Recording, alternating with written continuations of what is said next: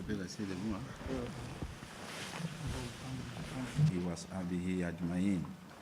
Abad, Assalamu alaikum wa rahmatullahi wa barakatuh. Nous n'allons pas commencer notre thème sans remercier Allah subhanahu wa ta'ala pour tous ses bienfaits. Nous le remercions de nous avoir fait musulmans. Nous le remercions de nous avoir gratifiés de l'islam. Nous le remercions de nous avoir envoyé, selon le prophète sallallahu alayhi wa sallam, 124 000 prophètes, dont 314 à 317 messagers, tous dans l'un but de nous tirer de l'obscurité vers la lumière parfaite, de l'étroitesse de ce bas monde vers l'aisance de l'au-delà, de nous aider à sortir de l'obscurité de l'incroyance vers la félicité de la foi. C'est d'ailleurs même pourquoi nous devions toujours dire Alhamdulillah Rabbil Alamin à chaque fois que nous nous réveillons et que nous savons que nous sommes des musulmans. Vous savez, le frère m'a déjà présenté, je n'ai plus besoin de revenir sur cela.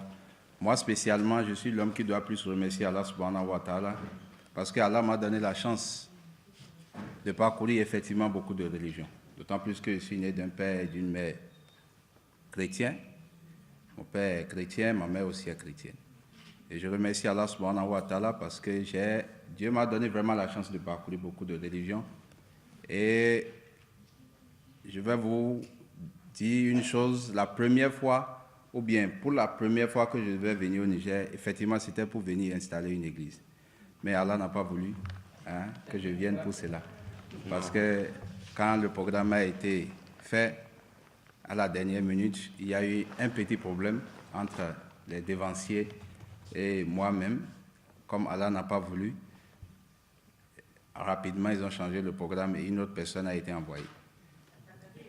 Et cette personne aussi a déjà démissionné, c'est une autre personne qu'ils ont encore envoyée. Donc ça veut dire quoi? Ça veut dire que la conférence de presse qu'on a fait hier, parmi eux, s'ils me voient à la télé déjà, ils savent que c'est un danger. Comme d'ailleurs chez moi, chaque fois quand je vais à la télévision, quand on demande au pasteur de venir, c'est un problème. Parce qu'ils savent que je sais ce que nous savons nous tous. Et je connais aussi, j'ai parcouru beaucoup de choses. Je n'ai pas... C'est vrai, il faut aller mollo mollo, parce qu'il y a certaines choses, on ne peut pas commencer en même temps par vous dire. Il faut quand même aller mollo mollo pour que les gens puissent bien assimiler. Il y a beaucoup de choses que la communauté ne comprend pas. C'est d'ailleurs même pourquoi le thème d'aujourd'hui est aussi très important. Le thème qui s'intitule « L'islam et les défis du XXIe siècle ». Voilà, aujourd'hui, vous savez, les musulmans ont beaucoup de choses à relever dans ce siècle dans lequel nous sommes. Comme d'ailleurs aussi, la communauté musulmane doit aussi répondre par rapport à certaines choses. Et l'un des premiers défis, l'un des grands problèmes que nous avons aujourd'hui au XXIe siècle, c'est quoi? C'est le problème de l'incroyance. Pourquoi d'ailleurs l'incroyance? D'autant plus que tous les systèmes que nous voyons aujourd'hui et tout ce qui se passe aujourd'hui dans le monde, les gens le font par rapport à quelque chose auquel ils croient. Chacun a sa petite croyance quelque part dans son cœur et c'est ça qui lui donne la motivation de pouvoir se comporter d'une manière ou d'une autre. Et c'est pour cela la première des choses qu'il faut corriger, c'est d'ailleurs même ça. Et Allah subhanahu wa ta'ala dans la sourate Imran chapitre 3 verset 64 nous a dévancé et nous a déjà annoncé cela il y a très longtemps, de nous transformer, d'appeler les gens, d'appeler les juifs et les chrétiens à une parole commune entre nous, que de faire quoi? De ne pas adorer au Dieu que d'adorer Allah unique. C'est-à-dire les appeler pour que nous puissions discuter de cela. Et c'est ça qu'on appelle le verset du dialogue. Pour ceux qui nous disent aujourd'hui le dialogue, ce n'est pas bien, c'est faux. Allah subhanahu wa ta'ala lui-même nous a dévancé dans cela. Et il n'y a pas une guerre au monde qui a commencé parce que les gens ont commencé par faire le dialogue interreligieux. Je suis un chercheur indépendant dans ce domaine. Moi, je n'ai pas vu. La Première Guerre mondiale, la Deuxième Guerre mondiale, tout ça là qui s'est passé, ce n'est pas grâce au dialogue interreligieux. C'est vrai, il y a des gens qui prennent la religion pour faire du désordre, mais le dialogue interreligieux a toujours corrigé beaucoup de choses. Mais c'est la manière dont on le fait. Le débat est différent du dialogue.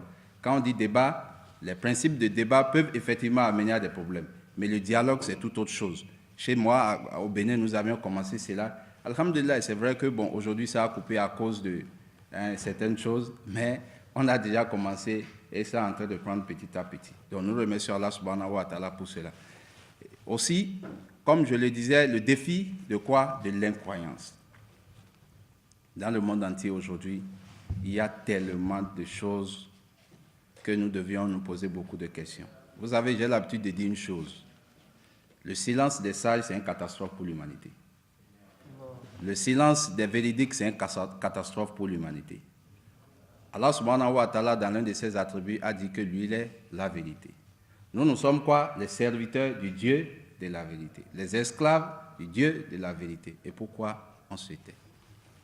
C'est justement à cause de cela qu'il faut sortir du silence pour maintenant débattre du problème de l'incroyance. Quand vous prenez par exemple dans le monde, il y a 5 grandes religions qui dominent le monde. Mais après cela, nous avons encore des sectes qui sont là et aussi, qui ont aussi leur idéologie. Et je ne peux pas vous mentir, même la démocratie, c'est une forme de religion. Même la démocratie, c'est une forme de religion. Aujourd'hui, beaucoup de personnes, ils ont commencé par accepter cela aujourd'hui. Pourquoi? Parce que qu'est-ce qu'on appelle les religions? C'est l'ensemble des pratiques et des dogmes qui nous permettent de nous rapprocher d'une divinité. La démocratie aussi a ses pratiques. Ça, c'est des idéologies. Tout cela ensemble nous permet de faire quoi? De pouvoir gagner. Chacun a amené cela. Quand vous regardez par exemple quelqu'un qui s'appelle Winston Churchill, qu'est-ce qu'il a dit? Il dit la démocratie, c'est la chose la plus pire que les êtres humains ont jamais créée sur cette terre. Ça, c'est son avis, ce n'est pas mon avis, ce n'est pas moi qui ai dit. J'ai dit Winston Churchill, les gens n'ont qu'à chercher. C'est ce que lui a dit, c'est ce que lui a compris de cela. C'était un grand homme d'État anglais et il n'est pas n'importe qui. Voilà ce que lui a dit. Bon, nous aussi, nous sommes aussi dans notre logique, on peut aussi fouiller et voir. Donc le problème de l'incroyance est très important. Quand vous regardez par exemple l'hindouisme, comme le bouddhisme, ainsi de suite, eux par exemple, ils se basent sur près de 330 millions de dieux pour pouvoir faire quoi? Pour pouvoir évoluer dans leur idéologie. C'est-à-dire, le monde compte plus de 330 millions de dieux. Est-ce que réellement 330 millions de dieux peuvent diriger le monde? Non. D'autant plus qu'il peut y avoir des guerres civiles, entre eux, le problème va arriver. Nous, les êtres humains, on va faire comment? Il y a d'autres, par exemple, qui parlent de Brahma, Shiva, Vishnu. Les mêmes choses. Ça veut dire Dieu en trois. Dieu en trois, il y a un Dieu pour le mal, un Dieu pour le bien. Ça ne peut pas marcher, d'autant plus que si jamais le Dieu du mal, d'ailleurs même aujourd'hui, il y a plus de mal que de bien, ça veut dire qu'il y a un Dieu qui est plus fort qu'un autre Dieu. Ça aussi, ça ne marche pas. Si nous prenons aujourd'hui l'islam, l'idéologie musulmane, c'est Dieu unique. Et aujourd'hui, la majorité des scientifiques sont en train de nous rejoindre dans ce cas, d'autant plus que les scientifiques ont découvert finalement qu'il y a un phénomène qu'on appelle Big Bang. Nous allons revenir au cours des autres trucs là sur ça. Il y a un phénomène qu'on appelle Big Bang. Et s'il y a Big Bang, c'est qu'il y a expansion de l'univers. S'il y a expansion de l'univers, c'est que l'univers était effectivement compact, donc c'est un commencement. Donc il faut une cause pour permettre au phénomène de Big Bang de pouvoir exister. Et pour cela, il faut définir quelles sont les caractéristiques de cette cause. Et les caractéristiques de cette cause, ils ont dit ceci blanc sur noir. Ils disent que cette cause-là ne doit pas faire partie de la matière, du temps ni de l'énergie. D'autant plus que la matière, le temps et l'énergie ont commencé par exister après le phénomène de Big Bang. Donc là, il y a un problème. Ça veut dire quoi? Toute personne qui pense que cette cause, que nous musulmans nous disons que c'est Allah subhanahu wa ta'ala, toute personne qui pense que ça peut faire partie de quelque chose que nous voyons sur cette terre, la personne ne parle plus de Dieu. Et c'est ce que Dieu a dit dans la sourate Ikhlas quand il a dit « Nul n'est semblable à lui ». Donc, sur cette base-là, le problème de l'incroyance est en train d'être réglé comme ça. Ça veut dire quoi? Nous devions tout faire pour amener les gens à savoir que l'unicité de Dieu est la solution au problème de quoi? De l'incroyance. D'autant plus que si jamais il y a deux dieux, l'autre va posséder une partie et l'autre l'autre partie. Et Allah nous a parlé de cela dans la sourate Mu'minun, chapitre 23, verset 91. Allah a parlé de cela pour dire, si jamais il y avait, à part Dieu, d'autres dieux, qu'est-ce qui va se passer? Tous seront dans quoi? Dans le désordre. Donc Allah nous a parlé de cela juste pour nous réveiller et appeler l'humanité tout entière à savoir que l'unicité de Dieu est la solution au problème. Et cela directement va tomber sur ce que nous appelons aujourd'hui la mondialisation, qui est aussi un défi. Aujourd'hui, ce système qu'on appelle la mondialisation, qu'on nous demande de faire quoi? De suivre, il faut d'abord l'étudier correctement avant de mieux comprendre. La mondialisation veut dire quoi? La mondialisation, la globalisation, ainsi de suite, ça veut dire quoi? Ça veut dire, selon eux, village planétaire, il y a à la tête une personne qui doit nous diriger. Nous, les musulmans, dans ce système, nous faisons déjà la démonstration de cela au moins 5 fois par jour et une fois chaque année. Parce que 5 fois par jour, toutes les nationalités, nous nous unissons à la mosquée, nous regardons la même direction et nous disons Allahu Akbar. Donc déjà, à travers cette démonstration que nous faisons à travers les 5 prières par jour, nous faisons déjà ce qu'on appelle l'unité planétaire. À travers les prières, Allah subhanahu wa ta'ala nous donne déjà l'exemple de la manière dont nous pouvions faire quoi? Nous pouvions véhiculer cette solution-là à l'humanité tout entière. Alhamdulillah, Dieu nous a favorisé cette année, on a été à la Mecque, on a encore vu exactement les mêmes choses. Moi, je suis resté dans la même chambre avec des Chinois, des Français, et ainsi de suite. Il y avait tout le monde. Mais quand on veut diriger la prière, même si c'est un Chinois, nous sommes derrière, il n'y a pas de problème. Même si c'est un Français, tout le monde comprend et la vie continue. C'est ça qu'on appelle la démonstration même de ce qu'on appelle la mondialisation. Si nous tous, nous devions regarder la même direction, c'est que nous devions prendre d'abord le premier point, c'est l'unicité de Dieu, et c'est ça qui doit être notre repère. Vous regardez par exemple aujourd'hui, la Qibla. La Qibla, les gens, on nous dit aujourd'hui que la Kaaba se trouve au centre de la Terre. Et nous savons que tout cercle n'a qu'un seul centre. Et la Terre est comment? La Terre a une forme géosphérique. Et quand vous prenez tous les êtres humains sur cette Terre et que nous avons le même but, le même centre, c'est que nous avons gagné sur le point de quoi? De ce qu'on appelle la mondialisation. Parce que la mondialisation veut simplement dire, nous tous, nous devions regarder la même direction. Et l'islam fait cette démonstration à travers les saintes prières, à travers le Hajj, où tout le monde, on est au même pied d'égalité. Vous pouvez voir même, au niveau du tawaf, vous pouvez voir même des femmes se retrouver devant vous pour la prière. Nous faisons encore riches, pauvres, rois, présidents, tout le monde. On ne connaît même pas, il n'y a même pas de différence. Et nous tous, nous regardons la même direction et nous disons Allahu Akbar. Et Allah nous a parlé de cela, de cette démonstration encore dans la sourate Hujurat, chapitre 49, au 13e verset, quand Allah nous dit « Ya Yuhanas, oh vous les êtres humains, nous vous avons créé d'un mâle et d'une femelle, et nous vous avons fait des tribus et des nations afin que vous puissiez vous entre connaître. Le meilleur d'entre vous, c'est celui qui craint Dieu le plus. » Ça veut dire quoi? Allah subhanahu wa ta'ala nous dit le critère de couleur ne peut pas dire celui-là est supérieur à celui-là. Le meilleur d'entre nous auprès d'Allah subhanahu wa ta'ala, c'est celui qui le craint le plus. Et regardez, ce verset est tellement fort que quand vous regardez cela, vous étudiez, vous méditez sur cela, qu'est-ce qui va se passer tout de suite? Si déjà, nous savons que faire du bien nous rapproche d'Allah subhanahu wa ta'ala, éviter les turpitudes nous rapproche d'Allah subhanahu wa ta'ala, faire la bonne gouvernance nous rapproche d'Allah subhanahu wa ta'ala, et ne pas voler, ainsi de suite, l'accord de tout ça, là, laisser cela nous rapproche d'Allah subhanahu wa ta'ala, qu'est-ce qui va se passer? C'est que nous tous, nous allons concourir au bien et finalement, la paix que nous cherchons sur cette terre va finir par s'installer. Regardez, nous musulmans, on se salue, assalamu alaikum, que la paix de Dieu soit sur vous. Si déjà, nous tous, on commence déjà par se saluer avec ce mot, qu'est-ce qui va se passer? La paix va finir par être quelque chose qui va commencer par s'ancrer dans notre cœur. Parce que la paix, ce n'est pas un vain mot. Ce n'est pas quelque chose, on vient à la télé, on dit la paix. Non, c'est trop facile de le dire. La paix, c'est un comportement qu'il faut adopter. Et les musulmans, déjà, à travers nos salutations, notre manière de faire, on commence déjà par s'éduquer sur le plan théorique. Et c'est après cela maintenant que ça devient maintenant la pratique. Parce que chaque fois, tu passes ton temps à dire que la paix de Dieu, que la paix de Dieu, que la paix de Dieu. Finalement, la paix va commencer par être une pratique et nous allons finir par faire quoi? Instaurer réellement la paix sur cette terre. Donc déjà, le problème de la mondialisation, l'islam amène une solution vraiment très forte pour pouvoir régler ce problème-là. Nous avons aussi le problème aujourd'hui du chômage.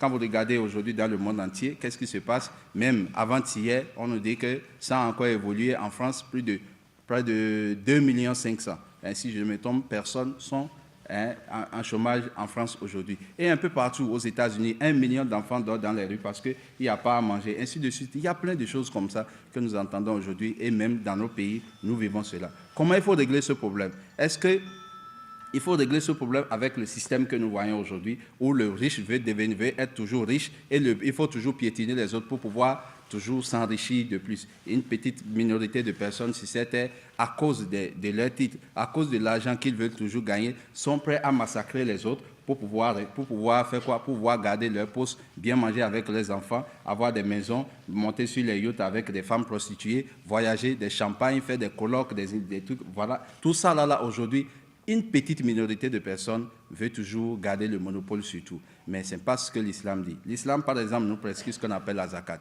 Quand vous regardez, par exemple, les statistiques nous montrent ceci. Si les 3 hommes les plus riches au monde donnent les zakat, ça fait le produit intérieur brut de 47 États plus pauvres dans le monde entier. Et si 100 hommes plus riches au monde donnent les zakat, il n'y aura pas un seul pauvre sur cette terre. Regardez, la zakat seulement a la solution à la pauvreté sur cette terre. Si les 3 hommes les plus riches au monde donnent les zakat, ça fait le produit intérieur brut de 47 États plus pauvres dans le monde. Et si les 100 hommes les plus riches au monde donnent les zakat, plus de pauvres. C'est terminé. Donc aujourd'hui, l'islam a prescrit cela pour faire quoi? Pas pour faire du mal à quelqu'un, mais simplement pour régler quoi? le problème de la pauvreté. Et dans cela encore, nous avons aujourd'hui ce qu'on appelle le banditisme. La zakat peut régler ce problème. Nous avons aujourd'hui les coupeurs de route, ça peut régler son problème. Nous avons même une partie de ceux qui adhèrent à l'idéologie du terrorisme. Ces pratiques de zakat peuvent toujours régler le problème de cette jeunesse. Nous avons aujourd'hui encore le problème de ce qu'on appelle le réchauffement climatique. Vous savez, sur cet aspect, chaque fois quand je parle de cela, sur nos chaînes à Cotonou, bon, les gens rient, les gens m'appellent, ils disent vraiment, c'est quand même simple, mais tu sais, c'est que ça fait rire quand même. Vous savez, chez nous, il y a plus de chrétiens qu'ici. Et dans le monde entier aujourd'hui, ceux qui adhèrent à l'idéologie chrétienne sont plus nombreux que les musulmans. Ça, c'est clair. Il y a ceux qui sont chrétiens. Par exemple, en France, il y a 52% de la population qui disent nous sommes chrétiens, mais la moitié des 52% ne croient même pas en Jésus. Donc, en fait, ils ne sont même pas chrétiens, parce qu'ils ne savent même pas où ils vont. Donc, quand vous regardez aussi, c'est un peu comme ça partout. La fête de Noël, vous voyez, beaucoup de personnes fêtent cela, même s'ils ne sont pas des chrétiens. Aujourd'hui, quand vous regardez, la fois passée, j'étais en face d'une personnalité, quand il parlait de réchauffement climatique. Il dit, frère Adil, dis-moi, mais qu'est-ce que l'islam dit par rapport au problème de réchauffement climatique? Il dit, bon, tu sais, moi je vais te parler d'une manière simple, sans pour autant rentrer trop dans les détails. Je te parle d'une manière très simple. J'ai dit, il y a combien de chrétiens sur cette terre? Il a dit, vraiment, les chrétiens sont très nombreux, hein? Plus de 2 milliards et consorts. J'ai dit, bon, on y va. Chez nous, au Bénin, ils sont combien? Il dit, ah ouais, ils sont aussi très nombreux. On y va. La fois passée, le chef de l'État a planté, on dit, 10 millions d'âmes pour 10 millions de bois. C'est un bon projet, machallah. Il dit, mais les chrétiens, ils enterrent leurs morts comment? Il a dit, mais avec des cercueils fabriqués en bois et consorts. J'ai dit, commencez pas à enterrer vos morts comme les musulmans et laissez ces bois-là. Si on ne va pas commencer par régler le problème des réchauffements. Il m'a regardé et dit, toi, tu trouves toujours quelque chose à faire ce truc-là. Et ça, c'est quelle affaire? C'est quand même simple à comprendre, mais c'est difficile à pratiquer. J'ai dit, voilà, c'est là le problème. Enterrez vos morts comme les musulmans et laissez les bois. Et si on ne va pas commencer par régler le problème des réchauffements climatiques. Si au Bénin, il n'y avait que des chrétiens, il n'y avait pas les musulmans, 10 millions de bois que notre chef de l'État a plantés. Un jour, c'est les 10 millions de musulmans, mais on a perdu encore les 10 millions d'Allah parce que c'est fini. La preuve, aujourd'hui, il y a des bois qu'on ne retrouve plus comme ça facilement maintenant au Bénin. Pourquoi? Parce que c'est à cause de vous. On fabrique des cercueils avec des bois comme tu ne peux même pas, et vous enterrez cela. Ça va faire quoi? Ça ne peut rien. Vous êtes parmi ceux qui créent des problèmes à notre planète parce que c'est vous qui êtes derrière le réchauffement climatique. Donc ça, l'islam apporte déjà une solution, déjà à part tout ce que le prophète a dit par rapport au droit de l'arbre. L'islam déjà apporte déjà c'est-à-dire une solution vraiment très importante au problème de réchauffement climatique. Nous avons aujourd'hui aussi le problème de quoi? De la dépravation des mœurs. Ça, c'est aussi un problème qui est très important. Allah subhanahu wa ta'ala nous a donné beaucoup de solutions pour pouvoir régler ce problème-là. Par exemple, je vous donne un exemple. Vous savez, Allah nous a dit dans le Coran, dans la sourate Nisa, chapitre 4 au 3e verset, il dit, vous pouvez marier 2 ou 3 parmi les femmes qui vous plaisent si vous savez que vous ne serez pas juste marier une. Cette solution, beaucoup de personnes aujourd'hui se posent, non, ça ce n'est pas une solution pour régler le problème.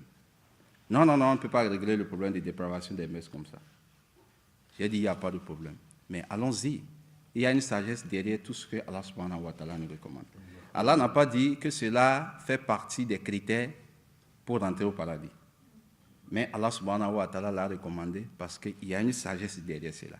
Quand vous prenez par exemple aux États-Unis, si on prend le système que vous voulez, quand on prend aux États-Unis, si tous les hommes se marient avec une femme, il restera 7,5 millions de femmes qui ne vont pas trouver de mari. En plus de cela, il y a 25 millions d'homosexuels, hommes qui ont marié hommes et qui ont laissé 25 millions de femmes. En Grande-Bretagne, nous avons 4 millions de plus si tous les hommes se marient à une femme. En Allemagne, on a 5 millions. En Russie, on a entre 9 millions et 11 millions. Quand vous allez à Kara, tout près là, si tous les hommes se marient avec 50 femmes, il en sera encore. Tellement c'est nombreux. Ce n'est pas pour insulter les femmes, je m'excuse, mais le problème est là. Comment il faut régler cela? Ces femmes-là ont 2 options. Soit elles marient un homme déjà marié, ou bien elles deviennent des femmes prostituées. C'est le choix. Il n'y a pas 3 solutions. C'est 2.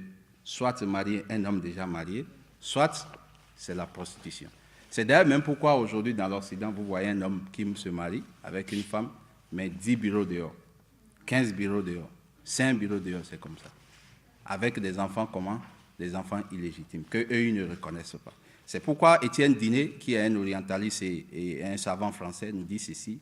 Il dit, le système monogame que l'Occident cherche à nous imposer aujourd'hui révèle beaucoup de problèmes. Et parmi les problèmes, il dit, d'abord les enfants illégitimes, la prostitution qui s'élève et le célibat des femmes. Que ces problèmes-là font partie des conséquences de la monogamie.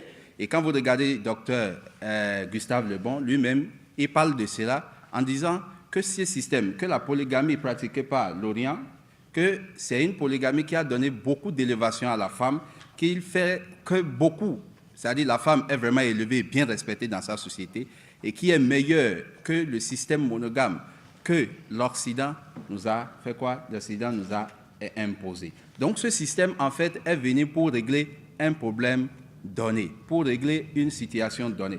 Parmi les pays où peut-être la polygamie peut ne pas être forcément la solution, c'est l'Inde.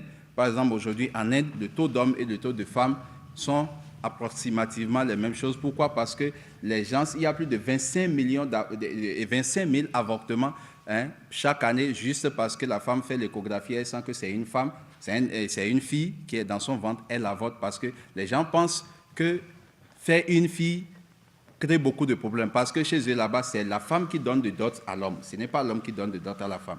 Donc quand la femme se dit, bon, je dois mettre une fille au monde, donc je suis obligé de préparer la dot, ainsi de suite, parce que la dot aussi, chez eux là-bas, c'est par rapport aux qualités ou bien au diplôme de l'homme. Si c'est un docteur, par exemple, c'est en haut. Si c'est un ingénieur, c'est comme ça. Si c'est un bachelier, c'est un licencié, c'est quelqu'un qui a le master. Donc, c'est par rapport à ça qu'on fixe cela. Si tu veux marier un docteur, donc, il faut payer gros. Si tu dois, ainsi de suite. Et c'est d'ailleurs même pourquoi l'Inde fait aujourd'hui partie des pays où l'islam évolue le plus, d'autant plus qu'en Inde aujourd'hui, quand les gens ont commencé par prêcher, ils ont commencé par faire et informer les gens par rapport à ce que l'islam dit par rapport à ce domaine, beaucoup de personnes ont compris qu'en fait, Dieu a recommandé à l'homme de donner la dot au lieu que la femme ne fasse ce qui a fait que beaucoup de personnes aujourd'hui acceptent l'islam pour pouvoir bénéficier de cet avantage-là. Celui qui a beaucoup de filles accepte l'islam pour pouvoir permettre aux hommes musulmans de donner la dot au lieu que ça soit lui. Donc l'islam encore a réglé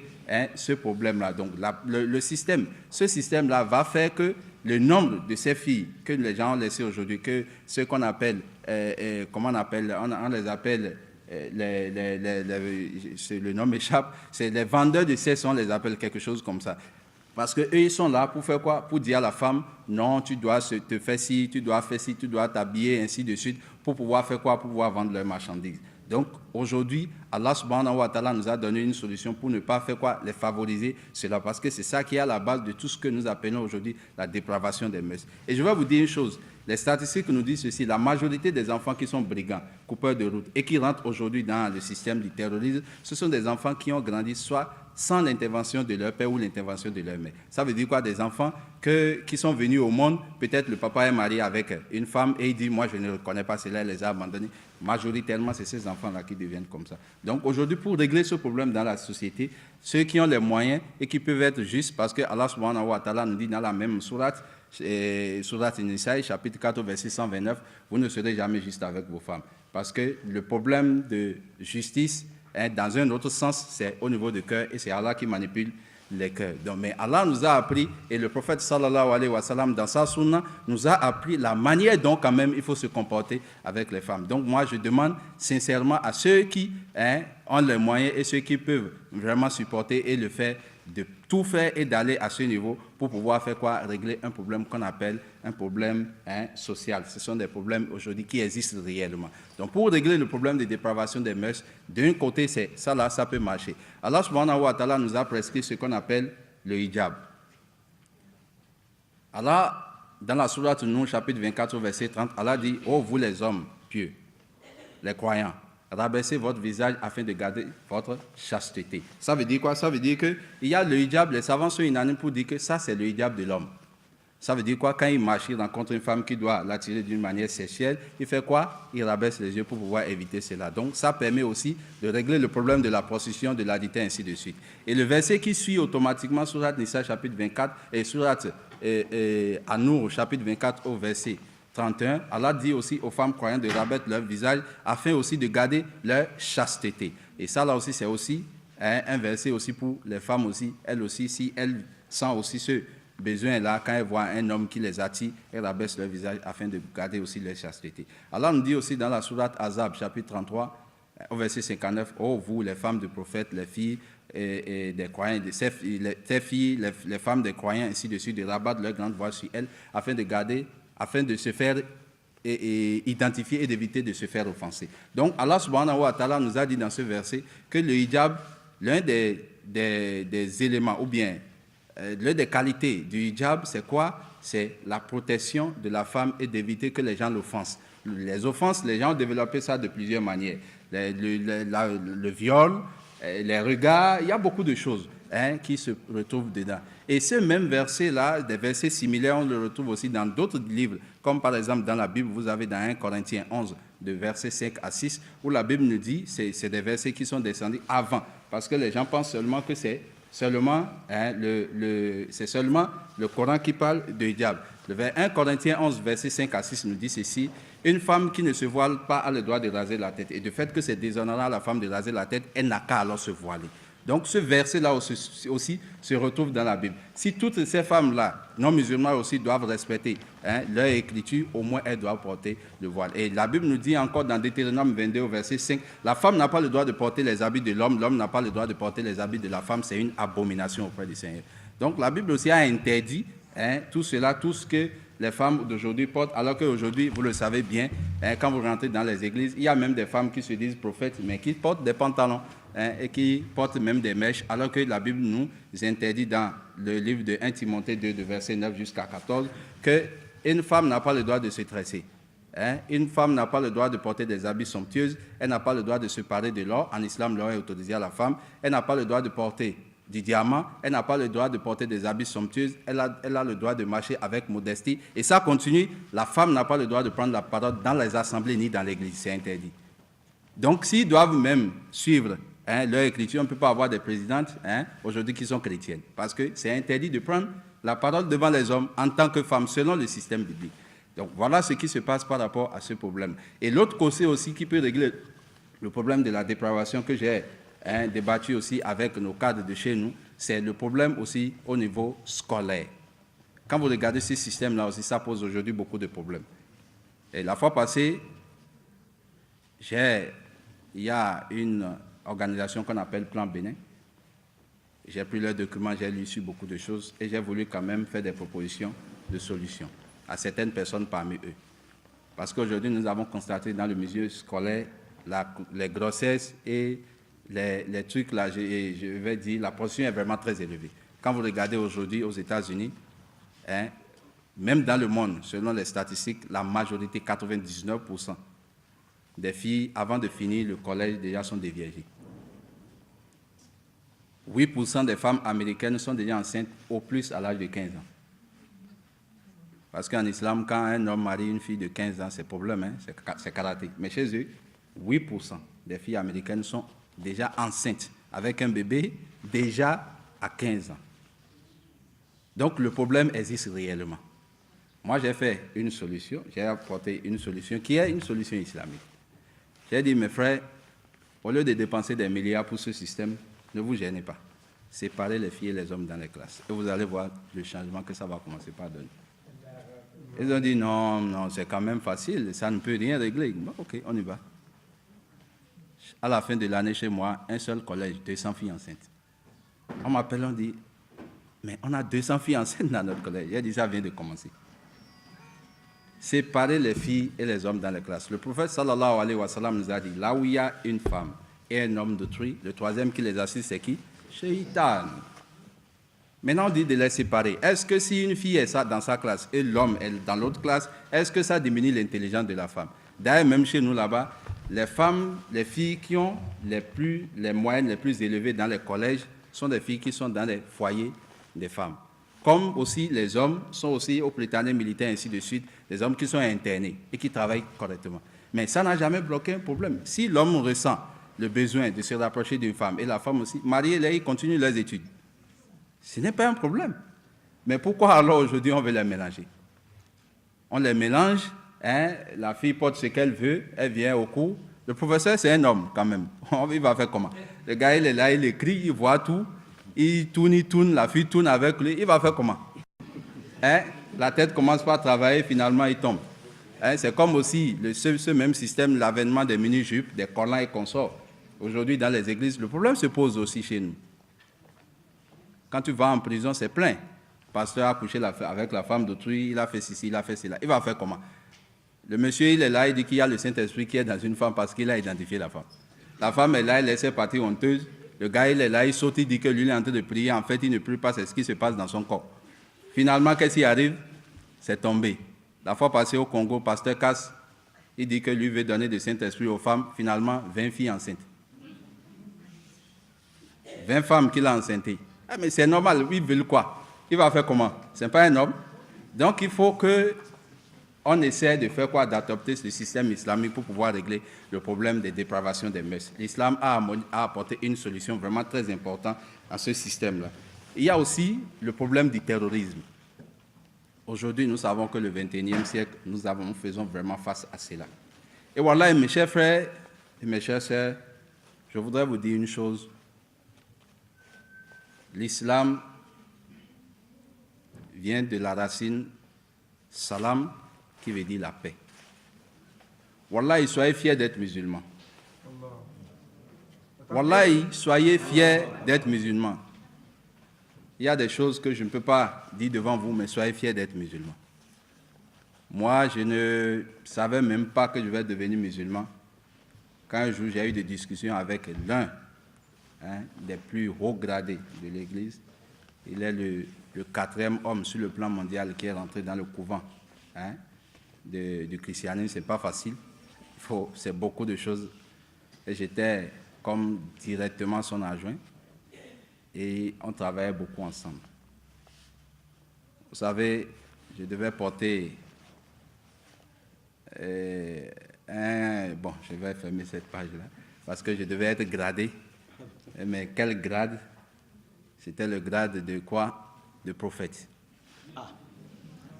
Et je me préparais à cela. Quand un jour, vous imaginez moi la tête d'un prophète, que Dieu me parle de cela. Parce que c'était un grand problème. Je suis allé dans son service. Et je ne sais pas ce qui lui est arrivé. Il m'a dit, frère Aïdou, je veux te dire quelque chose. Il dit, tout ce que tu vois là dans le monde, tout ce que tu vois là, c'est du faux. Il n'y a pas une religion qui est pure au monde si ce n'est pas l'islam.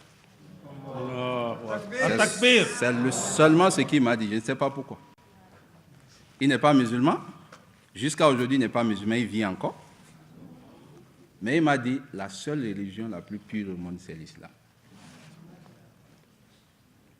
Et il m'a dit, tu peux partir. Pourquoi il m'a dit ça, je ne sais pas. Il m'a appelé pour m'envoyer quelque part, je viens, il dit non, lui ne m'envoie plus, mais c'est tout ce qu'il m'a dit. Et il est parti. La fois passée, j'ai réuni ses enfants, j'ai dit, vous savez ce que votre papa m'a dit un jour? Il dit non. J'ai dit, votre papa m'a dit, la religion la plus pure au monde, c'est l'islam. Demandez-lui, que j'ai menti sur lui, il faut lui demander ça. Mais, moi je ne savais pas que je vais devenir musulman, ça ne m'a rien dit, d'autant plus que il y avait des musulmans qui n'ont rien connu de leur religion, qui venaient à l'église dans l'État, pour qu'on leur fasse des petites prières. Donc, pour moi, je me dis, si c'est la vérité, pourquoi je la vienne? Moi, ils n'ont qu'à oublier ça là, moi je suis parti. Mais je ne savais pas que c'était les préparatifs. Aujourd'hui, alhamdulillah, on est musulmans. Donc, c'est pour vous dire quoi? C'est pour vous dire, soyez fiers d'être musulmans. Tout ce que vous entendez aujourd'hui sur l'islam, c'est faux et archi faux. Il faut faire une petite recherche pour voir tout cela. Le défi du terrorisme aujourd'hui, c'est très important. Et comment il faut régler ça? C'est qu'il faut informer la population à la base. C'est une petite minorité de personnes dans le monde entier qui fait tout ce désordre. Mais aujourd'hui, la fois passée, quand je prends ce qui s'est passé en France,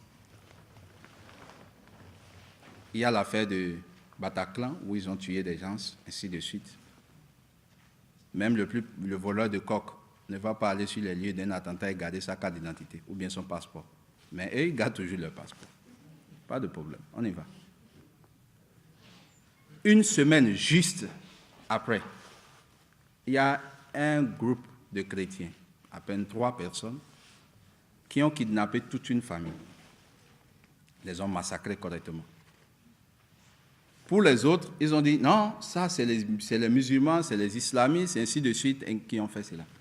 Mais quand l'autre groupe a fait ça, comme ils sont des chrétiens, peut-être juifs et consorts, qu'est-ce qu'ils disent? Ils disent que c'est des bandits qui ont fait ça. On ne dit pas les terroristes, on dit que c'est des bandits. Mais quand l'autre groupe fait de ce côté, on dit que c'est des terroristes. Même crime, mais 2 identités différentes. Pourquoi? Pourquoi les gens veulent toujours mettre le terrorisme sur l'islam, alors que Allah subhanahu wa ta'ala nous dit dans le Coran, dans la sourate Maïda, chapitre 5, au 32e verset, celui qui tue un être innocent, c'est comme s'il a tué toute l'humanité. Celui qui sauve un être innocent, c'est comme s'il a sauvé toute l'humanité. Wallah, et cette déclaration ne se trouve nulle part, dans aucun livre prétendu religieux ou bien spirituel dans le monde entier. Ça n'existe pas. C'est seulement dans le Coran que vous allez trouver ça. Allah nous dit dans la sourate Fussilat, chapitre 41, au verset 34.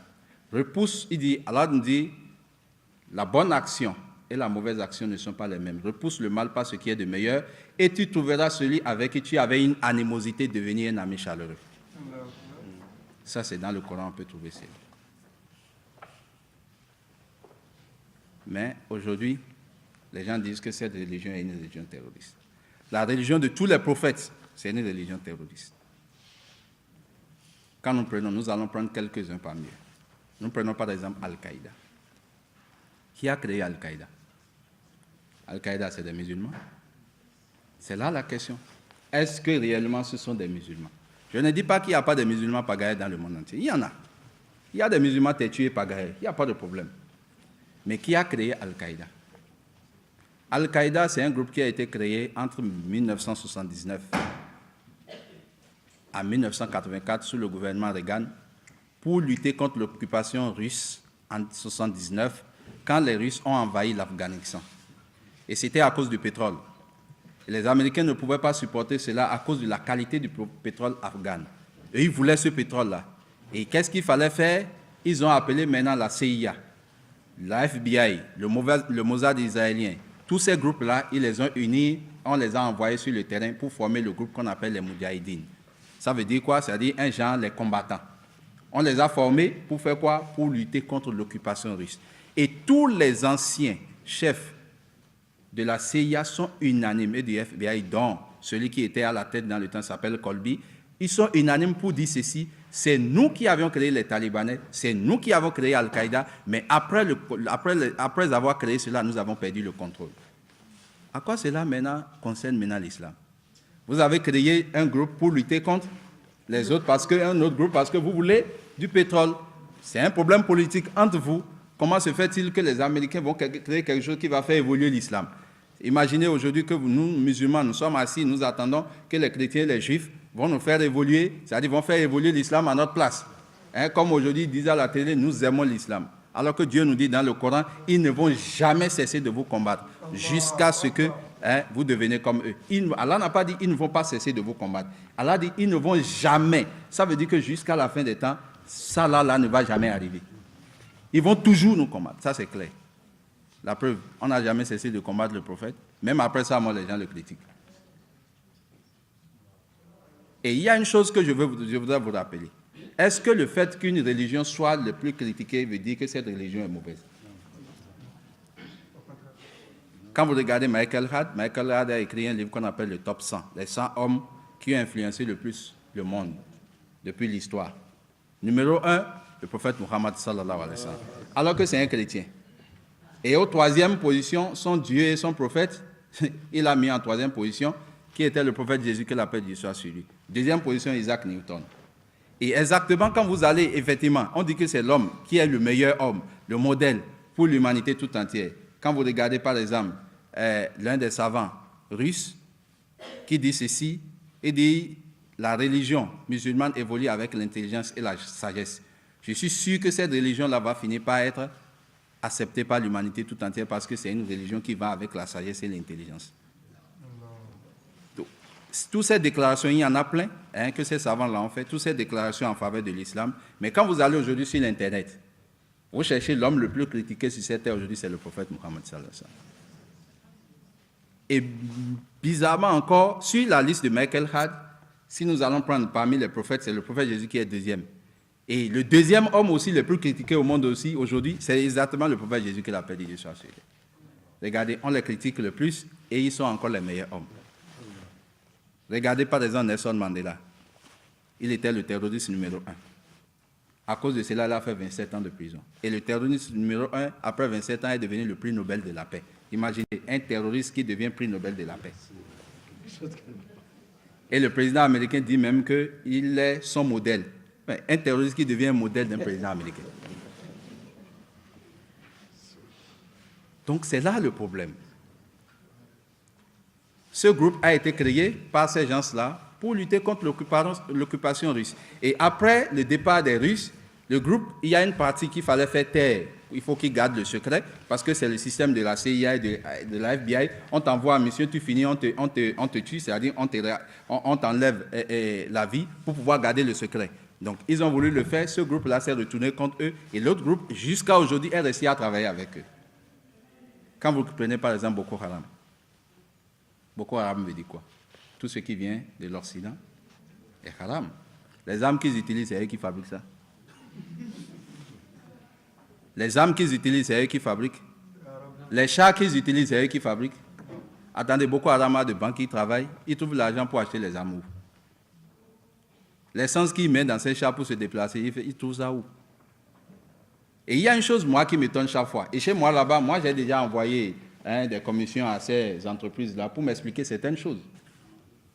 Et la chose que je leur ai demandé de m'expliquer, l'une des choses que je leur ai demandé de l'expliquer, comment se fait-il que tous les groupes terroristes du monde entier utilisent la même marque de voiture? Pourquoi 4x4 Toyota? Pourquoi tous utilisent les pick-up Hilux 4x4 Toyota? C'est de l'Afrique, c'est de trucs là. Tous, à l'unanimité, utilisent la même marque de voiture. Ils sont chez moi, je leur ai demandé de nous expliquer comment se fait-il que votre marque est aimée par les terroristes. Et c'est ça seul qu'ils utilisent. Il y a ça. Deuxièmement, qui vient commander ces 4x4 là chez vous? La fois passée, le groupe État islamique est sorti avec des centaines de 4x4. Et ils ont, regardez, imaginez, un groupe qu'on est en train de bombarder. Ils sortent, ils quittent un point A à un point B. La distance entre les deux points là, ça fait plus de 500 km. Mais en ce moment-là, les bombardiers américains dormaient, les bombardiers russes dormaient, les Français dormaient, tous ils dormaient en ce temps. Et ils ont circulé, on a filmé, on ne les a pas bombardés, avec leur chef à la tête. Mais après leur départ, ils se sont réveillés, ils ont commencé par bombarder. Ça, c'est quelle manière de faire ça? Au moment où les terroristes font leur démonstration de force, personne ne les touche. Mais quand ils rentrent à la maison, on commence par les bombarder. C'est quelle manière de faire, mes chers frères? La fois passée, la tête de ce groupe-là a été identifiée. Celui qui est leur chef, les gens l'ont identifié parce qu'il faisait partie, c'était un ancien agent secret de la CIA. Il a simplement laissé les barbes. Parce qu'il est clair, les Arabes sont clairs, quand on les voit, on dit que c'est les Arabes.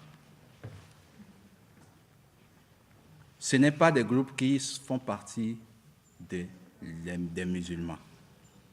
Voilà ce que Boko Haram, lui, fait. Tout ce qu'ils font, il dit que l'Occident, c'est haram. Et je vais vous dire encore une chose. Depuis qu'ils sont en train d'opérer, ils n'ont jamais tué un savant de l'Occident ou bien un pasteur qui enseigne les choses de l'Occident, mais ils passent tout le temps à tuer des savants musulmans qui vont les aider à créer l'État islamique. Comment vous dites quelque chose et vous faites le contraire de ce que vous dites? Wallahi, ce ne sont pas des gens qui font partie de la communauté musulmane. Ils ne sont pas des musulmans. Il y a plus de 14 millions, parce que quand les gens disent « Ah, il s'appelle Ibrahim, non, il s'appelle Muhammad, non, il s'appelle Sissi, non », mais il y a plus de 14 millions d'Arabes qui sont coptes chrétiens, qui portent les noms musulmans. 14 millions qui sont dans le monde entier. Donc si quelqu'un il porte le nom, par exemple, Moussa, parce que Moussa, c'est Moïse c'est un truc là. Mais Moussa, c'est en arabe. Ou bien c'est quand même ce qui est utilisé dans le musulman, si on peut le dire ainsi. On appelle quelqu'un Moussa et c'est fini. On dit, il s'appelle Moussa, non, son nom c'est Moussa. Mais on vous demande, mais montrez-nous alors dans quelle mosquée il prie. Il ne trouve pas ça. On dit, non, ce sont des dévanciers. On dit, mais montrez-nous quelles sont les mosquées qu'il dirige. On ne trouve pas. Donc, mes chers frères en islam, voilà comment ça évolue. C'est une petite minorité. Ils cherchent à dominer le monde, ils le font. Quand vous regardez, par exemple, Global Media, ça a été vraiment extraordinaire. Je vous rassure que ceux qui financent ce groupe-là, parmi eux, aucun, un comme ça parmi eux, n'est même pas musulman. Mais la question est de se demander pourquoi ils le font. On dit ils le font parce qu'ils veulent déstabiliser l'agriculture et après, maintenant, ils vont faire entrer maintenant ce qu'on appelle les produits OGM. Donc, ce défi-là, aujourd'hui, nous devions informer la population. Nous devions leur amener ce que le prophète, sallallahu alayhi wa sallam, nous a dit dans sa sunna et aussi dans le Coran, pour pouvoir apporter les gens, amener les gens à faire quoi? À voir clair dans l'islam. Parce que les gens ont besoin aujourd'hui qu'on s'exprime. Les gens ont besoin aujourd'hui qu'on parle. Aujourd'hui, nous devions nous aussi nous transformer en médias. Comme quelqu'un l'a dit la fois passée, il dit le premier combat qu'il faut gagner aujourd'hui dans le monde entier, c'est le combat des médias. Si tu gagnes cela, tu as tout gagné. Et les gens ont besoin aujourd'hui qu'on parle. Aujourd'hui, nous devions nous aussi nous transformer en médias. Comme quelqu'un l'a dit la fois passée, il dit le premier combat qu'il faut gagner aujourd'hui dans le monde entier, c'est le combat des médias. Si tu gagnes cela, tu as tout gagné. Et les neurochirurgiens aussi ont fait beaucoup de travail dans ce domaine-là, parce que c'est eux aujourd'hui, la majorité des grands neurochirurgiens aujourd'hui sont recrutés par ces gens-là, parce que c'est eux qui leur permettent de faire quoi? D'étudier l'homme debout et de pouvoir savoir comment il faut faire quoi? Il faut l'étudier et comment il faut lui faire passer, faire manger quelque chose, alors que la personne sait que la chose peut le tuer.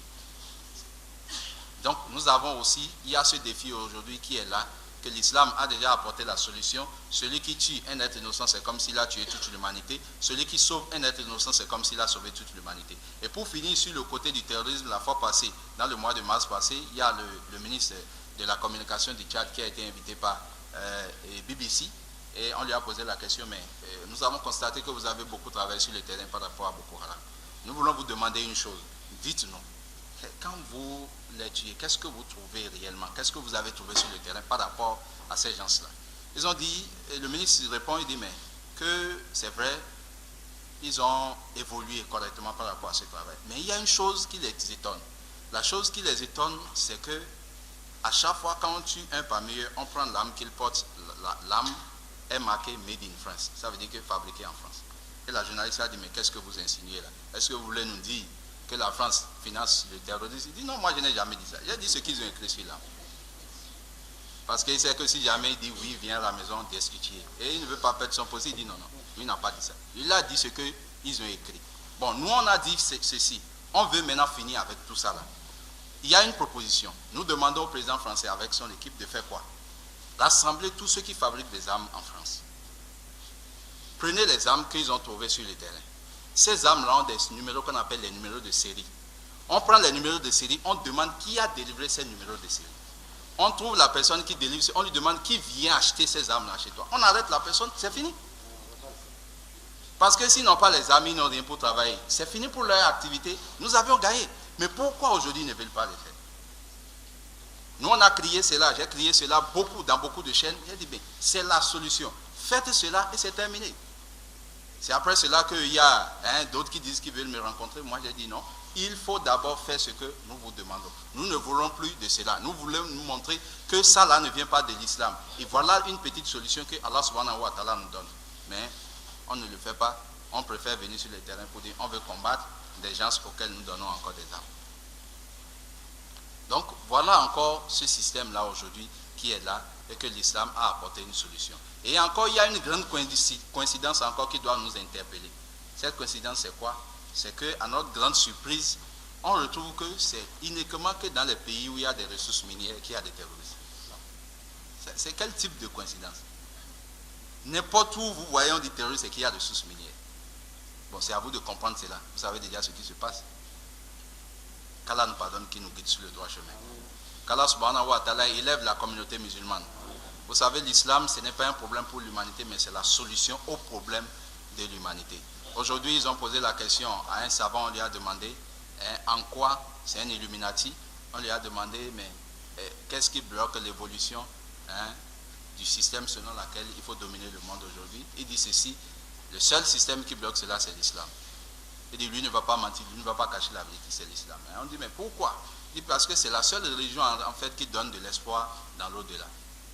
Parce que quand un homme a l'espoir dans l'au-delà, c'est qu'il sait que s'il paie ici, lui, il a la chance de gagner l'au-delà. Donc par conséquent, il ne suit pas, il n'obéit pas, il devient têtu.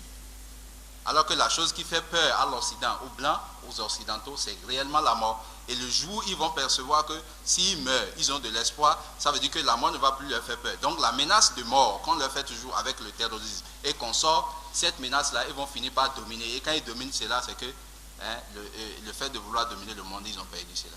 C'est pour cela, c'est très important pour eux de pouvoir combattre cette religion afin que les gens ne les écoutent plus. Alors qu'en fait, la lumière donne une chance à l'obscurité, mais l'obscurité ne donne jamais la chance à la lumière. Donc ça, c'est une loi qui existe et que tout le monde sait. Qu'Allah subhanahu wa ta'ala renforce la foi des musulmans. Qu'Allah subhanahu wa ta'ala enracine le pied des musulmans dans l'islam. Qu'Allah subhanahu wa ta'ala nous fasse des vrais croyants. Et qu'Allah gratifie de paradis al-Firdaus à tous les musulmans. Qu'Allah subhanahu wa ta'ala unifie le cœur des musulmans. Voilà, et vous savez, à cause de tous ces systèmes-là aujourd'hui, beaucoup de musulmans sont devenus hypocrites. Beaucoup de musulmans fuient, se cachent.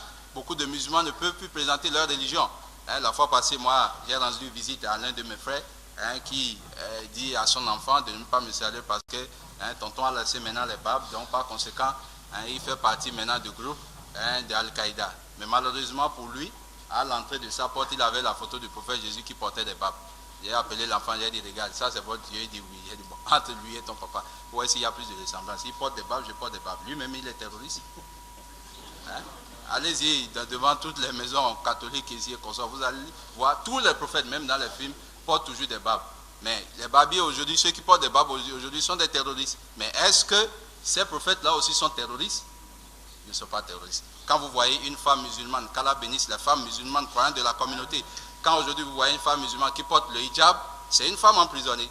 Mais quand vous allez là-bas, vous voyez Marie qui porte le hijab. Donc quand une soeur fait un semblant de hijab, c'est une femme spirituelle. Mais quand une femme musulmane porte le hijab, c'est une femme emprisonnée. Regardez. Alors que quand Marie doit revenir aujourd'hui, si Marie, la mère de Jésus, doit revenir aujourd'hui, elle ne va jamais se retrouver dans le club des femmes chrétiennes, mais au contraire, elle sera avec ses soeurs musulmanes parce qu'elle va les voir porter le hijab comme elle aussi, elle s'habille. Donc aujourd'hui, cela c'est très important. Il faut que les femmes musulmanes sachent que leur religion c'est vraiment cher. Inch'Allah ou ta'ala, dès demain, Inch'Allah ou ta'ala, nous avons encore l'islam et les médias que nous avons développés. Et ça aussi c'est très important. Le rôle des médias, nous devions aussi en parler et débattre de cela. Nous avons aussi l'islam face au défi de la femme. Ça c'est très important aussi. Il faut que les femmes se mobilisent aussi pour pouvoir comprendre quels sont les plans et qu'est-ce que les gens ont monté contre elles pour pouvoir faire quoi, les dénaturer, leur faire perdre l'espoir. Parce qu'aujourd'hui, quand on dit l'égalité de la femme et de l'homme, beaucoup de femmes n'ont pas compris qu'est-ce qu'on met dans l'égalité. L'égalité de la femme et de l'homme veut dire la guerre entre l'homme et la femme. Parce que si toi et moi on est égaux, c'est qu'on va mener la guerre pour le même poste. Donc il n'y a pas de pardon pour toi. Alors que Dieu a dit dans le Coran que les deux sont au même pied d'égalité, mais ne sont pas identiques. Chacun a son rôle à jouer. Qu'Allah subhanahu wa ta'ala ait pitié de nous guide sur le droit chemin. Qu'Allah subhanahu wa ta'ala fasse triompher l'islam, parce que c'est une promesse d'Allah subhanahu wa ta'ala. Pas moins de 3 versets dans le Coran, Allah nous a donné cette promesse-là. Vous avez dans la sourate Sof, chapitre 61 au 6e verset, et aussi vous avez dans la sourate Fath, chapitre 48 au 28e verset, aussi dans la sourate Tawbah, chapitre 9 au 33e verset. Allah subhanahu wa ta'ala dit, c'est nous qui avons envoyé notre messager avec la religion de vérité pour triompher sur toute religion, n'en déplaise aux mécréants. Donc la victoire c'est pour l'islam, mais il faut avoir la patience. Et il faut être endurant parce que c'est la loi. C'est comme ça que cela doit se passer. C'est une prophétie. On ne peut pas échapper à cela. Seulement qu'il faut se lever, il faut parler. Qu'Allah élève les savants de la communauté musulmane, qui leur donne plus la foi et qui leur donne de la clairvoyance et beaucoup de courage et d'endurance afin qu'ils puissent tenir bon dans l'islam et passer le message avec un bon comportement. Parce qu'Allah nous dit dans la sourate Nahl, chapitre 16, au verset 125, par la bonne exhortation et le bon comportement, appelez les gens dans le sentier de votre Seigneur. C'est très important. La bonne exhortation, le bon comportement, la bonne manière, de l'intelligence, tous réunis, nous devions nous en servir pour appeler les gens dans la religion d'Allah subhanahu wa ta'ala, les informer, leur enlever la rage qu'ils ont dans le cœur contre l'islam. Si c'est pour se convertir, c'est Allah qui convertit qui il veut, mais les permettre quand même d'enlever la colère qui est dans leur cœur sur l'islam. On va les aider à enlever cela, et là ils vont comprendre la vérité sur l'islam, et c'est comme ça la paix peut arriver. La paix ne peut jamais arriver quand l'autre déteste l'autre à cause des médias ou bien à cause de quelque chose. Il faut quand même qu'on puisse s'accepter, et l'acceptation de l'autre dépend de la communauté musulmane. Il doit passer le message de l'islam, qu'Allah nous guide sur le droit chemin. L'aventure qui a amené mes parents à m'amener encore dans le christianisme céleste, ceux qui portent le blanc, qui ne portent pas les chaussures. Il y a deux formes, il y a les chérubins séraphins et les célestes. Les célestes sont sortis des chérubins séraphins, donc je suis resté avec eux aussi pendant des années. Après cela, je suis rentré à l'internat où j'ai commencé avec les témoins de Jéhovah. Je n'ai pas trouvé solution à ce que je voulais. Je suis rentré chez les catholiques. Je n'ai pas trouvé solution à ce que je voulais. Je suis rentré chez les Ekanka et consorts, même chose. Après cela, j'ai commencé par pratiquer, d'autant plus que ma famille aussi était une famille de féticheurs, et on adorait les calebasses. Donc j'ai voulu quand même voir s'il y a la solution de l'autre côté. Je suis rentré aussi chez ceux qui pratiquent les sectes comme le yoga, tout ce que vous voyez aujourd'hui. Et là aussi, j'ai été déçu. Je suis sorti de là, j'ai continué encore dans mes recherches avec les évangélistes, où, à cause de ma maîtrise de la Bible, ils ont voulu qu'on crée d'église. Et c'est là que j'ai dit non. En fait, créer d'église, je n'en voulais pas, parce que ce qui se passe à l'église, c'est trop. Parce qu'il y a beaucoup de problèmes que vous ne maîtrisez pas trop. Mais aujourd'hui, le monde a commencé par voir cela. Fait de l'adultère, des détournements, il y a beaucoup de problèmes. Ça aussi, j'ai dit non, que je ne voulais pas. Aussi, je suis resté avec eux. J'ai même aidé quelqu'un à installer une église. On a commencé, le monsieur il est décédé déjà. Et l'église est fermée, Dieu merci. Donc, j'étais avec lui, et après j'ai quitté, et je suis devenu maintenant chérubin séraphin. Et avec le temps aussi, je faisais beaucoup de recherches sur beaucoup de sectes, mais malheureusement, je ne suis jamais allé du côté des musulmans. Et un jour, j'ai eu des problèmes, ça je vous l'avoue, c'est avec un musulman, et il m'a chassé de la maison où j'ai loué. Et celle avec qui j'étais, elle est partie, ses parents ont dit de m'abandonner parce qu'il n'y avait plus de travail. Elle est partie et je me suis retrouvé là. J'ai fait le bilan de tout. J'ai dit bon ok, j'ai fait des recherches ici, j'ai sorti les documents, j'ai regardé les habits que je portais, le titre que je portais, tout et tout. J'ai fouillé tout ça là, j'ai regardé. Bon, il reste quoi maintenant? Il n'y a plus rien, j'ai fouillé tout. Bon, je n'ai rien trouvé de solution. Maintenant, il fallait alors pousser alors les recherches. Bon, c'est comme ça que je suis sorti un jour. J'ai dit, bon, voilà cette religion-là, j'entends un peu parler de cette religion. Je n'ai pas fait des recherches poussées. J'ai commencé un peu les recherches avec l'islam auprès d'une dame. Elle vient de décéder aussi. Elle est la première femme béninoise qui a chanté. Et je l'aidais dans le temps à faire les dessins. Et c'est elle qui m'a dit, pour la première fois, que la religion musulmane, c'est des gens qui adorent la femme. C'est simplement que c'est la meilleure des religions, mais c'est les gens, leur Dieu c'est la femme. J'ai dit bon, ceux qui adorent les trucs de femmes aussi, il faut quand même fouiller sur eux, voir ce qui se passe avec eux de l'autre côté. Seulement ce qui m'a impressionné chez elle, c'est que elle nous a réunis nous tous un jour. Elle a dit bon, je suis âgé, mais si jamais je meurs, pardonnez, enterrez-moi comme les musulmans enterrent. Bon, pourquoi cela? Bon, c'est vrai, elle avait déjà dit que quand on regarde tout, c'est eux qui sont les mieux organisés. C'est comme ça que je suis sorti de ma maison, j'ai rencontré un frère, je lui ai dit, bon, comment on fait pour rentrer dans l'islam? Sinon, en fait, je n'ai pas trouvé quelqu'un face à face qui m'a prêché. J'ai dit, mais comment je vais faire? Il m'a dit, tu veux rentrer dans l'islam? J'ai dit, oui, c'était le jeudi 2 décembre 2010. Donc, le jeudi 2 décembre passé, ça fait 5 ans. J'ai dit, bon, on y va. Il m'a amené, et il m'a amené devant certains savants de chez nous. Et ils m'ont fait prononcer la kalimat. Et je lui ai dit, bon, on commence par où maintenant dans tout ça? Parce que moi, je suis Je n'aime pas perdre de temps. Quand je suis déjà dedans, il fallait commencer par fouiller dedans avant que ça ne soit trop tard. Si ce n'est pas bon, je sors de là en même temps. Donc, et c'est là, il m'a dit, bon, et il fallait se laver, il va me donner au moins quelque chose pour. J'ai dit, ça y est, on y va. La même nuit, il m'a écrit la sourate Fatiha en phonétique sur un papier et il m'a écrit la sourate Ikhlas en phonétique. Bon, quand il a écrit ça, je suis allé à la maison, il m'a appris comment il faut faire. Je gardais le papier pour prier. Parce qu'il y avait des prières qui étaient vraiment lourdes pour moi. Je ne pouvais pas me lever à l'eau pour aller prier. J'étais en période d'amatin. Moi, j'ai dit ça, là, c'est un problème pour moi. Je ne peux pas. D'ailleurs, même, je me levais même pas. Parce que je ne suis pas habitué. Donc, quand je me levais, j'essaie de faire avec cela. Donc, j'ai commencé. Un jour, la curiosité m'a... J'ai dit, mais je lis quelque chose même que je ne comprends pas. Et qu'elle a fait ça. Je l'ai appelé, j'ai dit, bon, comment je peux faire pour comprendre ce que j'ai écrit ici? Il dit, bon, comme toi tu as un peu étudié, que tu parles français, je préfère te donner un Coran traduit en français. J'ai dit, donne-moi. Il m'a donné, j'ai dit, montre-moi là où il y a les sourates que tu me fais. Je veux savoir ce que je dis. Parce que peut-être je suis en train de m'insulter, je ne sais pas. J'insulte le père de quelqu'un, je ne sais pas. Je répète seulement, je veux comprendre. Il m'a donné, j'ai lu la sourate Fatiha. Ah, c'est là, il a dit, mais attention, les solutions aux problèmes ont commencé. J'ai lu la sourate Ikhlas et j'ai compris que tout ce que j'ai dû rechercher dans ma vie était justement dans la sourate. Voilà, c'est la sourate là qui a réveillé complètement mon idée sur cette religion. Et c'est là que je me suis rappelé de ce que notre dévancier nous a dit un jour à l'église. Je me suis rappelé de ce qu'un président des féticheurs du Bénin m'a dit un jour. Je me suis rappelé de beaucoup de propos, même ce que la dame l'a dit. J'ai dit, bon, il n'y a plus de temps à perdre. J'ai commencé automatiquement par faire des recherches. Et c'était vraiment des recherches à fond. Même si tu venais me donner un travail, je n'en voulais pas. Parce que c'était vraiment un point de départ de ce que je savais. Moi, j'ai été frappé dans ma jeunesse à l'église plusieurs fois parce que j'ai demandé, mais Jésus, là, on dit c'est une femme qui l'a mis au monde. Qui est son papa? Et s'il a un papa, qui a mis ce papa-là aussi au monde?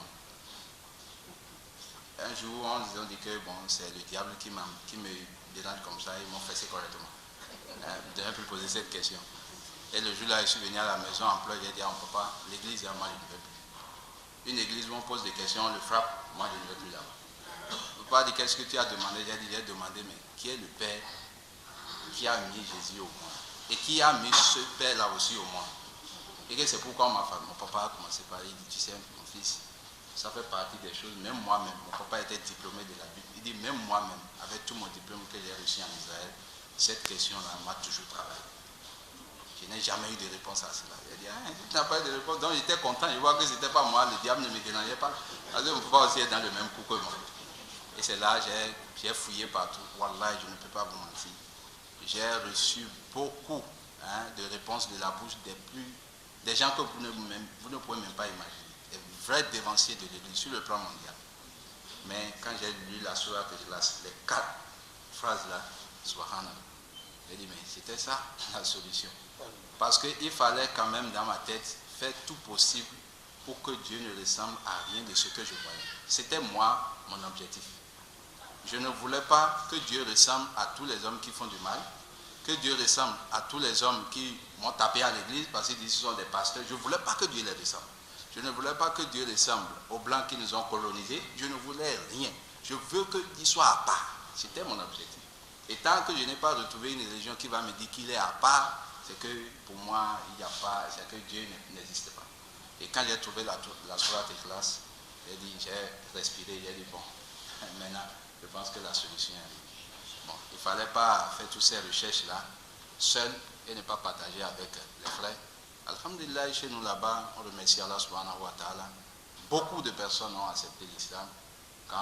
Parce qu'il y a même d'autres personnes m'ont vu simplement, ils ont accepté l'islam parce que ils me connaissent ce que j'étais de l'autre côté.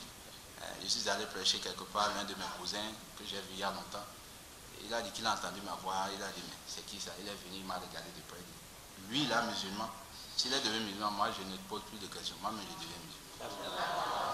C'est d'ailleurs même pourquoi, un peu partout, ceux qui me connaissent, quand ils me voient à la télévision, même au Nigeria, les dévanciers de l'église là-bas, le jour où ils ont appris ça, il y a un même qui a coulé les larmes.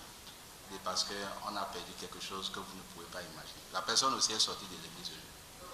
Parce que si moi je suis sorti, pour beaucoup de personnes, c'est qu'il n'y a plus rien. Donc même les enfants de celui qui m'a dit que l'islam est la religion la plus pure, 2 de ses enfants aussi ont accepté l'islam juste parce qu'ils m'ont vu là. Donc c'est un peu comme ça, un peu mon parcours. Qu'Allah nous pardonne, qui nous guide sur le chemin.